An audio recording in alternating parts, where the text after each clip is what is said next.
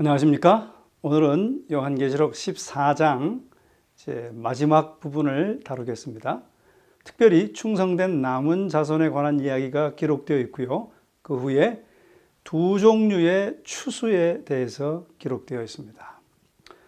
최후의 위기 때 사단적 삼위에 가담했던 자들이 당면할 필연적 결과에 관한 경고의 기별을 결론 지으면서 요한은 마지막 때 있을 하나님의 백성의 특징과 그들의 영광스러운 장래를 제시합니다.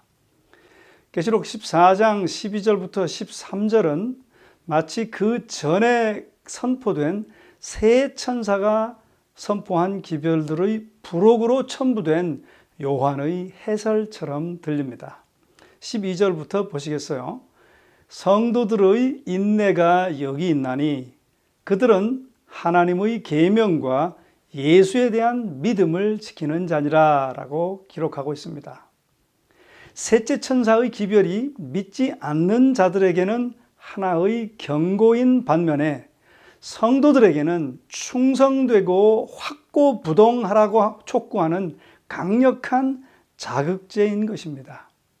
여기 12절에 기록된 성도들은 틀림없이 사단적 삼위가 대적하는 하나님의 계명을 지키고 예수의 믿음을 가진 12장 17절의 여자의 후손의 남은 자들입니다. 그들은 저항하거나 항거하지 말고 인내하며 견디라고 부름을 받았습니다. 여기서 예수 믿음이라고 하는 단어를 우리가 볼 필요가 있습니다. 여기 예수 믿음은 필시 목적어적 소유격으로서 예수에 대한 믿음을 뜻하는 것 같습니다. 또 그 다음에 기록된 단어 지키다라는 말은 디모데후서 4장 7절에서와 같이 유지하다의 의미로 이해되어야 합니다. 내가 믿음을 지켰으니 또는 믿음을 지키다 또는 충성하다라는 말은 요한 당대의 통상적인 헬라어 표현이었습니다. 본문에서 이 구절은 마지막 때의 성도들이 예수님에 대한 그들의 산 믿음을 새롭게 한다는 의미입니다. 그 새롭게 된 믿음은 그리스도에 대한 그들의 충성이 초래한 혹독한 박해의 압제하에서도 그들로 순종할 수 있게 해주고 지탱할 수 있게 해 줄 것입니다. 또 우리가 주목할 단어 여기 있나니라는 말은 대부분의 세상 사람들이 사악한 삼위의 편에 서서 사단에게 충성과 복종을 하는 최후의 위기 때, 곧 마지막 때 사는 하나님의 백성이 거짓 사상들에 의해 농락되고 종교 동맹에 의해 공격받으며 국가 권력들에 의해 위협을 받을 때 하나님께 대한 그들의 충성의 확고불변함을 의미하고 있습니다. 하나님의 계명들을 지킴으로 그분에게 순종하며 지속적으로 그리스도를 믿음으로 충성하는 것이 그들의 특징이 될 것입니다. 그들은 그리스도와의 변함없는 관계를 유지하게 될 것입니다. 이 세상의 어느 누구도 그 무엇도 그들을 우리 주 예수 그리스도 안에 있는 하나님의 사랑에서 끊을 수 없다라고 외치게 될 것입니다. 존슨 박사의 이야기처럼 그들은 거짓 종교 체제와 연관된 기적적인 현상들에 의해 기만당하지 않을 것입니다. 또 설득이나 강압에 의해 흔들리지 않으며 자신들의 신념에 확고할 것입니다. 무엇보다도 그들은 하나님께 충성되며 하나님과의 관계를 유지하기 위하여 손실과 육체적 고초와 심지어 죽음까지도 당할 준비가 되어 있게 될 것입니다. 13절로 가시겠습니다. 또 내가 들으니 하늘에서 음성이 나서 이르되 기록하라. 지금 이후로 주 안에서 죽는 자들은 복이 있도다 하시매 성령이 이르시되 그러하다. 그들이 수고를 그치고 쉬리니 이는 그들의 행한 일이 따름이라 하시더라 라고 기록합니다. 자, 이 요한계시록의 7가지 복 중에 여기 두 번째 복이 기록됐는데요. 그것은 참고 그리스도께 끝까지 충성하는 자들에게 특별한 보증을 하고 있습니다. 자금 이후로 주 안에서 죽는 자들은 복이 있나니라고 기록했거든요. 즉 그리스도를 따르는 자들이 자신들의 믿음과 하나님께 대한 충성 때문에 죽임 당할 때 그것은 종종 비극처럼 보입니다. 그러나 요한계시록에서 그들의 죽음은 쉬는 것으로 잘 묘사되어 있습니다. 그리스도를 따르는 자들의 이 쉼은 사단적 삼위를 따르는 자들의 슬픈 현실과 예리한 대조를 이룹니다. 14장 11절 우리가 지난 시간에 본 것처럼 그 악인들은 밤낮 쉼을 얻지 못한다 그랬거든요. 그러나 하나님의 신실한 종들은 그들의 수고로부터 쉬라라고 하는 약속을 받습니다. 이 단어의 헬라어의 의미는 힘들지만 좋은 일로부터 쉬라는 것이 아니라 지쳐 쓰러질 지점에까지 이른 수고로부터 쉬라라고 하는 뜻입니다. 지칠 대로 지치고 힘든 수고로부터의 쉼은 특별히 여러분 감미로운 것이 아니겠습니까? 또한 이 쉼은 5제인에 등장하는 하나님의 말씀과 저희의 가진 증거를 인하여 죽은 제단 밑의 순교자들에게 약속된 것과 동일한 쉼입니다. 계시록 6장에 그것이 기록되어 있죠. 이것은 14장 13절의 수고가 마지막 때에 복음을 선포하는 하나님의 성도들의 헌신을 가리키고 있음을 암시합니다. 그들은 그 복음을 선포하기 위하여 죽기까지 고난과 박해를 받습니다. 그리고 그들은 자신들의 수고로부터 쉬게 되나 저들이 행한 일은 저들을 따른다라고 말하고 있습니다. 여기서 말하는 일은 분명 남은 자들이 하나님의 계명과 예수 믿음을 지킴으로 보여준 하나님께 대한 인내의 순종을 가리킵니다. 이제 그들의 인내는 과거지사가 되고 그들은 부활과 다가오는 영광의 날까지 하나님의 보살핌 아래 쉼을 얻게 됩니다. 바로 이런 이유로 그리스도인들은 견고하며 흔들리지 말며 항상 주 일에 더욱 힘쓰는 자들이 되라는 당부를 받습니다. 왜냐하면 저희의 수고가 주 안에서 헛되지 않은 줄을 알기 때문입니다. 자, 이제 땅의 2가지 추수에 대하여 말씀은 이어지고 있습니다. 14장 14절부터 20절까지의 말씀이에요. 마지막 때에 영원한 복음이 선포되므로 온 세계의 사람들은 2 진영, 곧 복음의 초청에 응하여 반대와 압박의 와중에서 참 하나님을 경배한 사람들과 복음을 거절하고 사단적 삼위의 편에 서서 짐승과 사단을 경배한 자들로 나뉩니다. 이 세상 역사는 그리스도의 재림과 모든 사람들이 그의 행한 대로 받게 될 최후의 심판으로 종결짓게 됩니다. 이 심판 전에 큰 추수가 있어 하나님의 백성은 그분의 왕국으로 인도되고 악인들에게는 하나님의 진노가 쏟아지게 됩니다. 요한은 유대인들이 잘 알고 있는 2번의 추수로 그 상황을 묘사해 주고 있습니다.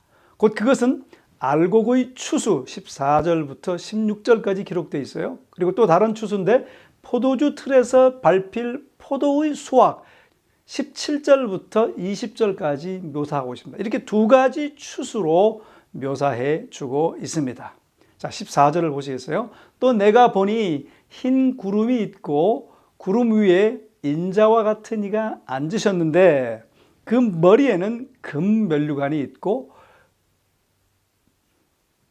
그 손에는 예리한 낫을 가졌더라라고 기록합니다. 자, 이제 요한은 흰 구름과 구름 위에 인자 같은 이가 앉아 계신 것을 봅니다. 이것은 다니엘이 보았던 묵시를 상기시켜 주죠. 다니엘은 인자 같은 이가 하늘의 구름을 타고 와서 옛적부터 항상 계신 이로부터 나라와 우주적이고 영원한 통치권을 이양받는 장면을 보았습니다. 다니엘 7장 13절과 14절에 기록되어 있어요. 그러나 요한은 이 구절에서는 능력과 큰 영광으로 하늘 구름을 타고 오는 인자의 징조에 대한 예수님의 예언을 염두에 두었던 것 같습니다. 예수께서 이렇게 말씀하셨죠. 예수께서 가라사대 내가 말하였느니라. 그러나 내가 너희에게 이르노니 이후에 인자가 권능의 우편에 앉은 것과 하늘 구름을 타고 오는 것을 너희가 보리라 하시니라고 마태복음 26장 64절에 기록되어 있습니다. 요한은 계시록 서두에서 볼지어다 구름을 타고 오시리라 각인의 눈이 그를 보겠다라고 선언하였었습니다. 계시록 1장 7절에서요. 그러므로 이 구절들은 흰 구름 위에 앉으신 인자 같은 이는 땅을 심판하실 목적으로 속히 오실 그리스도이심을 시사합니다. 그분은 그 머리 위에 금 면류관을 쓰고 계신다라고 묘사되었습니다. 이 면류관은 승리의 면류관인 화관입니다. 또 그분은 손에 추수 도구인 예리한 낫을 가졌으며 땅의 추수를 준비하고 계십니다.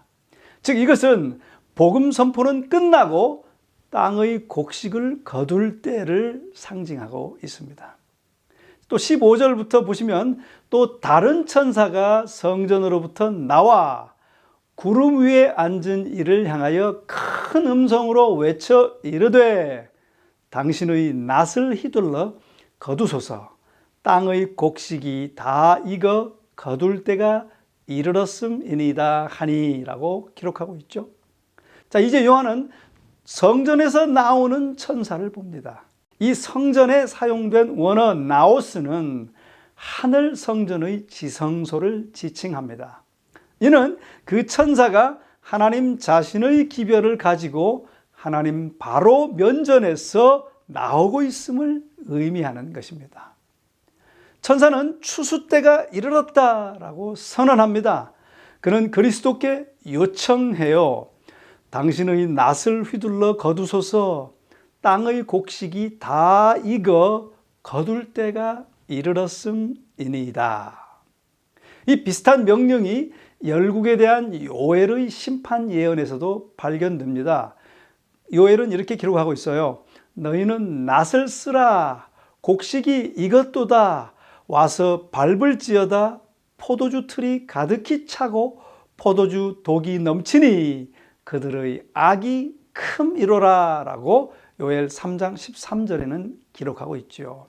자, 그리스도께 내려진 추수명령 휘둘러라고 하는 단어 펜포라는 단어는 보내다라는 뜻의 헬라어 동사가 사용되었습니다. 이 단어는 예수께서 종말적 추수와 관련하여 사용하신 것입니다. 자, 그 추수 때에 하나님께서는 알곡을 추수하시기 위하여 낫을 대실 것입니다. 16절을 보시면 구름 위에 앉으신 이가 낫을 땅에 휘두르매 땅의 곡식이 거두어지니라 라고 기록하고 있습니다. 예수께서는 세상 역사의 마지막 곧 재림 전에 추수하실 것을 여기서 분명히 말씀하고 계세요. 인간의 죄는 그 분량이 가득 찼습니다. 각 사람은 하나님의 편이 되었거나 사단적 삼위의 편이 되었습니다. 하나님의 백성을 인치는 작업은 끝났습니다. 복음 기별을 줄기차게 거절하고 반대하였던 사람들을 위한 유예의 기간도 끝났습니다. 각 인간의 운명은 결정되었습니다. 자, 이제는 하나님의 진노가 악인들에게 집행되기 전에 구속받은 자들을 왕국으로 모아들일 때가 된다는 것입니다. 의인을 거두어 모아들이는 일은 예수께서 큰 능력과 영광으로 구름을 타고 오시기 전에 일어납니다. 그분은 당신의 추수꾼인 천사들을 보내어 자기 택하신 자들을 땅 끝으로부터 하늘 끝까지 사방에서 모실 것입니다. 이것은 요한계시록 14장 4절에서 언급된 첫 열매들을 의미하기도 합니다. 구속받은 자들은 알곡 추수의 첫 열매들이에요. 그들은 인침을 받은 자들입니다.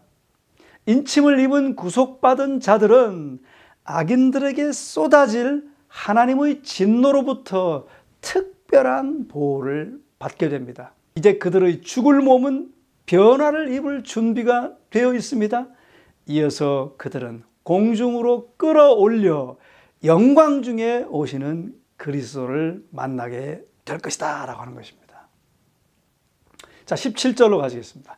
또 다른 천사가 하늘에 있는 성전에서 나오는데 역시 예리한 낫을 가졌더라 라고 기록하고 있습니다. 요한은 요엘의 예언에서 두 종류의 추수에 대한 비유적 표현을 끌어옵니다. 거기는 이렇게 기록되어 있어요. 요엘서에는 이렇게 기록되어 있죠. 너희는 낫을 쓰라. 곡식이 익었도다. 와서 밟을지어다. 포도주 틀이 가득히 차고 포도주 독이 넘치니 그들의 악이 크미로다 라고 요엘서에 기록되어 있다라고 말씀드렸죠. 자, 이곳 요한계시록에는 알곡 추수에 이어 포도주 틀에 포도를 밟는 일이 뒤따라 나옵니다. 이것은 하나님의 백성을 왕국으로 모은 후에 또한 하나님의 진노가 사단적 삼위에 가담한 자들 위에 쏟아질 것을 상징적으로 암시하는 것입니다. 요한은 또 다른 천사가 하늘의 성전에서 나오는 것을 보았는데 그도 또한 예리한 낫을 가지고 있었습니다. 이 천사도 이전의 천사가 그랬듯이 하나님의 면전에서 나옵니다. 이 일 후 요한은 또 불을 다스리는 다른 천사가 제단에서 나오는 것을 봅니다. 이 천사의 신원은 호기심을 끌기에 충분합니다. 자, 한번 볼까요? 18절에 이렇게 말하죠. 또 불을 다스리는 다른 천사가 제단으로부터 나와 라고 기록하고 있습니다. 자, 먼저 여기서 제단에서 나오는 이 천사는 계시록 8장 3절과 5절 사이에 언급된 천사와 관련이 있습니다. 한번 살펴볼까요?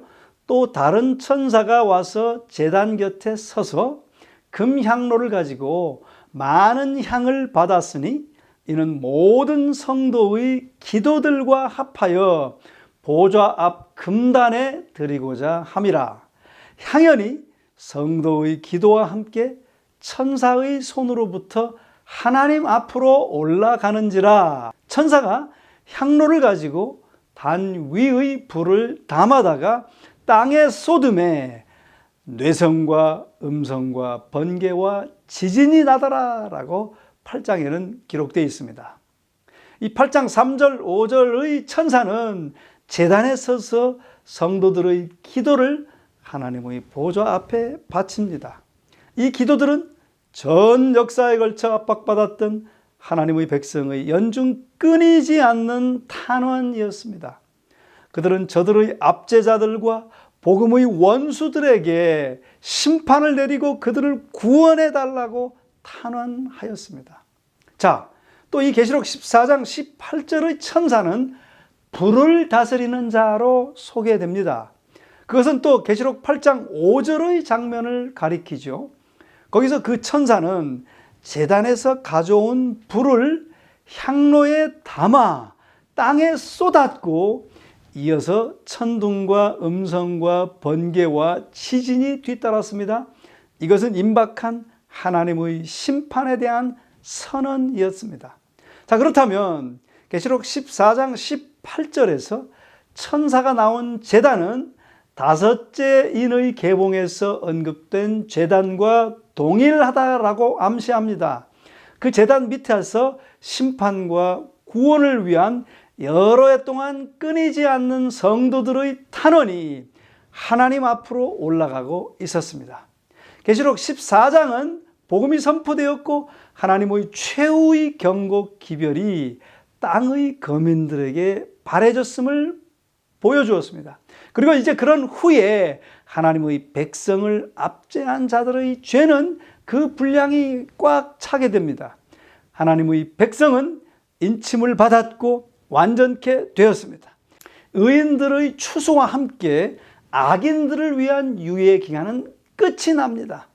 하나님께서 제단 밑에 있는 성도들에게 하신 약속을 성취하시면서 복음의 반대자들과 신실한 백성을 압제한 자들을 처리하실 때가 이르렀다라고 하는 의미인 것입니다. 다시 18절을 보시면 또 불을 다스리는 다른 천사가 제단으로부터 나와 이제 예리한 낫 가진 자를 향하여 큰 음성으로 불러 이르되 네 예리한 낫을 휘둘러 땅의 포도송이를 거두라. 그 포도가 익었느니라 하더라. 19절입니다. 천사가 낫을 땅에 휘둘러 땅의 포도를 거두어 하나님의 진노의 큰 포도주 틀에 던지매라고 기록하고 있습니다. 이 제단에서 나온 천사는 낫으로 악인들을 추수하라는 하나님의 명령을 매우 긴급하게 전달합니다. 아까 말씀 중에 그것이 기록되었죠. 내 이한 낫을 휘둘러 땅의 포도송이를 거두라. 이는 그 포도가 익었음이라 라고 기록하고 있다라고 말씀드렸죠. 이제 지체 없이 그 천사는 낫을 휘둘러 땅의 포도를 거두어 그것을 하나님의 진노의 큰 포도주 틀에 던집니다.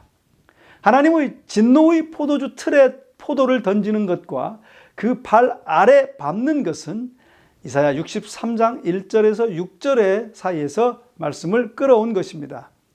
자, 그런데 여기 계시록 18절과 19절에서 요한은 악인들에게 집행될 하나님의 심판의 엄중함을 묘사하기 위하여 유대인들 사이에서 잘 알려진 개념을 사용하고 있습니다.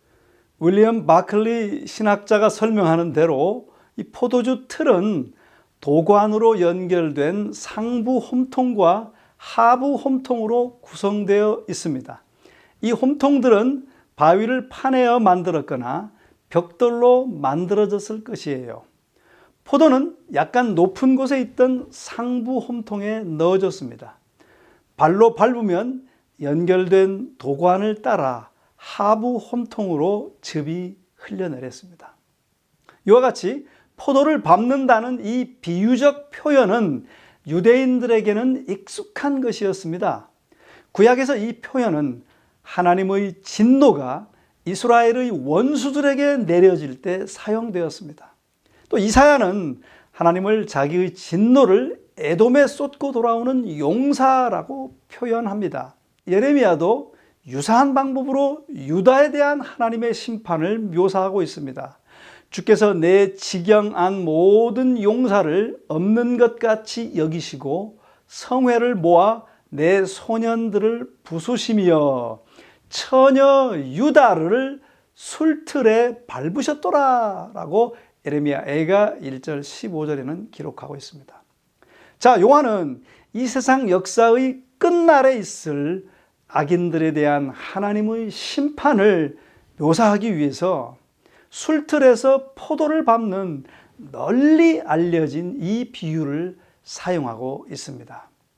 계시록 19장에서 요한은 그리스도를 피 뿌린 옷을 입고 하나님 곧 전능하신 이의 맹렬한 진노의 포도주 틀을 밟는 용사로 기록하고 있습니다. 자, 20절을 보시겠습니다.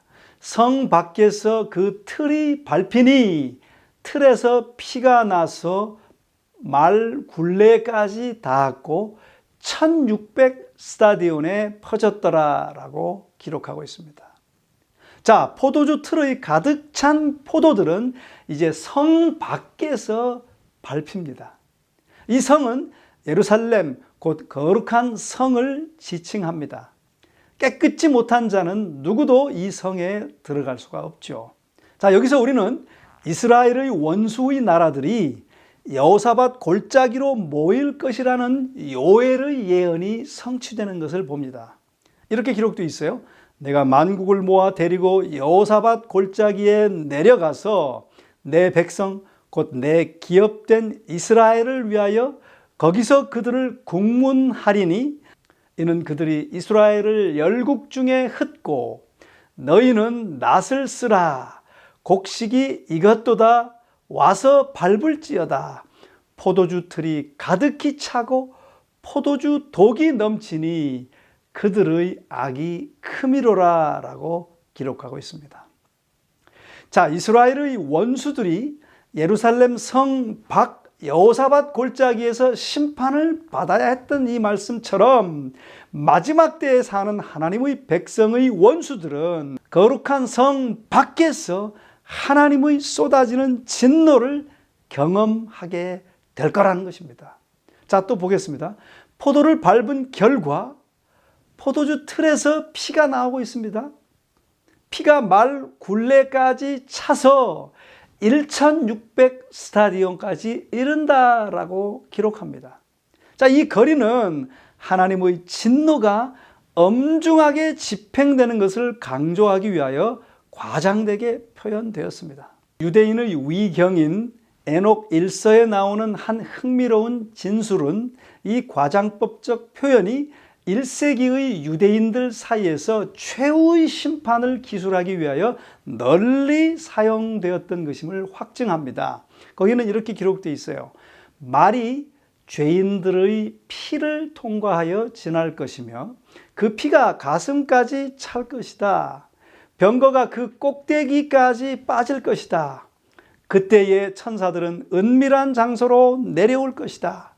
그들은 범죄하는데 일조한 모든 사람들을 한 장소에 모을 것이다. 지극히 높으신 이가 심판의 그날에 일어나 그 모든 죄인들에게 큰 심판을 하실 것이다 라고 하는 것이 바로 14장 20절에 인용되었습니다. 자, 피가 1600 스타디온에 퍼졌더라 라고 하는 이 말씀을 한번 또 보시겠습니다.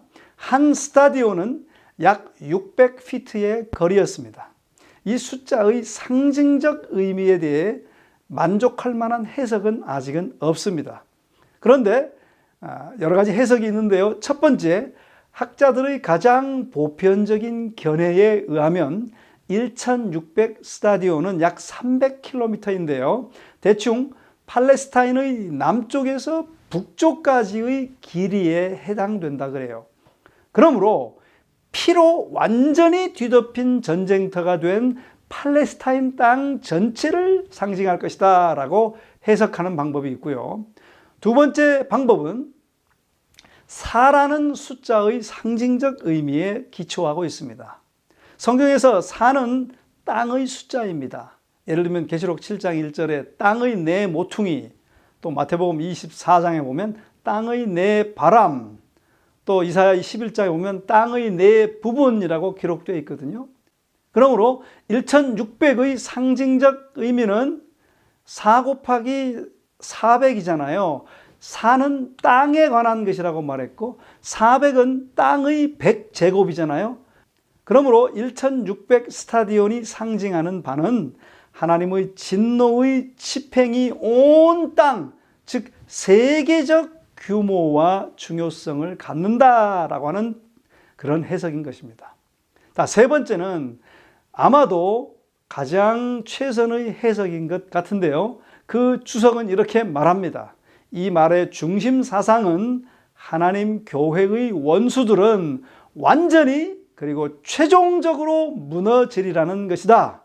그러므로 교회는 그 모든 원수들로부터 확실하고도 완전한 구원을 고대할 수 있으며 하나님의 왕국에서 기쁨에 넘치는 승리를 바라고 확신할 수 있다라고 해석하는 그런 해석입니다. 어쨌든 그러면 이 세 가지 것을 가지고 총정리해 보면 이 심판은 규모에서 세계적이요 땅의 모든 백성에게 미친다는 것입니다. 이 백성은 하나님의 보호의 우산 밖에 있는 자들이라는 것이죠. 마지막 7 재앙이 악인들 위에 쏟아질 때 온 땅은 마치 혹독한 전쟁터와 같을 것입니다. 우리가 다음 살펴볼 계시록 16장에서 마지막 7재앙 때 쏟아질 하나님의 최후의 진노를 묘사하면서 사용된 기괴한 언어는 이 14장의 다른 기괴한 표현의 장면들과 함께 세 천사가 선포한 경고에 대하여 그들이 내리는 결정의 심각성을 독자들에게 경고해 주기 위함입니다. 사단적 삼위와 그 경배자들을 위하여 예비된 운명을 피하는 유일한 길은 참 하나님을 섬기고 그분을 경배하기로 선택하는 것입니다. 다시 한번 이 인상 깊은 표현의 목적은 짐승과 거짓 선지자의 위협으로 인한 두려움을 더 강한 두려움으로 물리치기 위함이 바로 이렇게 기이한 언어를 사용한 말씀의 목적인 것입니다.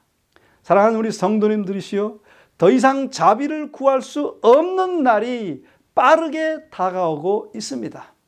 그리스도께서는 피 뿌린 옷을 입고 하늘 군대와 함께 오실 것입니다. 그분은 하나님, 곧 전능하신 이의 맹렬한 진노의 포도주 틀을 밟겠고 그 옷과 그 다리에 이름 쓴 것이 있으니 곧 만왕의 왕이요 만주의 주이실 것입니다. 여러분, 이 두려운 경고들과 아울러 놀라운 약속들을 우리는 잘 기억하게 되시기를 바랍니다. 이 놀라운 약속들과 두려운 경고들을 잘 기억하고 기도하며 기대할 만한 삶으로 돌이키는 우리 모두가 되기를 간절히 바랍니다.